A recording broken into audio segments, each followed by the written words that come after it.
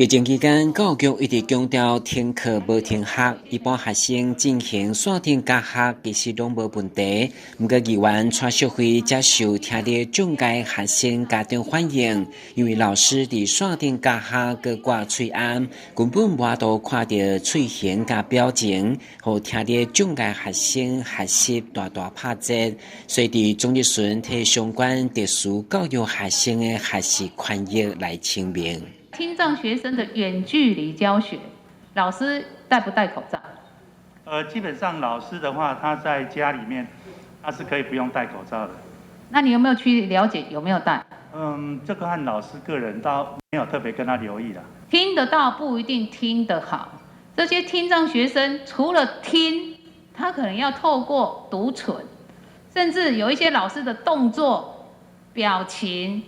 甚至如果说你是用放有影带的影片，如果有字幕，学生的学习能力可能会更好。我也很愧疚。我跟这个妈妈谈完之后，我觉得我们在议会一直提到说，我们的偏乡的学生，我们的弱势家庭的学生，或许家里没有电脑，我们应该要想办法补足他们。但是我们没有去想到说，一些身障的学生。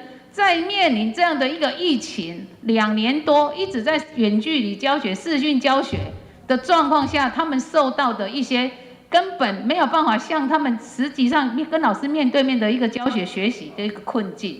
线上教学在电脑荧幕前，譬如说老师在他家里，是应该可以容许把口罩拿下来，因为你实体上课的时候，老师跟学生一般10几个人或7、8个人，那老师因为他会。为了防疫，他要戴口罩。另外，针对快筛试剂是重要的防疫物资，政府应该严格把关。不过，议员蔡淑慧却指出，有安南区议员陈选林却以无中文表示，无卫生单位核准许可的快筛试剂当作精品销售。对此，卫生局长强调，这款无合格快筛已经违法，有企业关键嘛未当销售，证据到倒就查办到倒。台南新闻，阮吉林跟采访报道。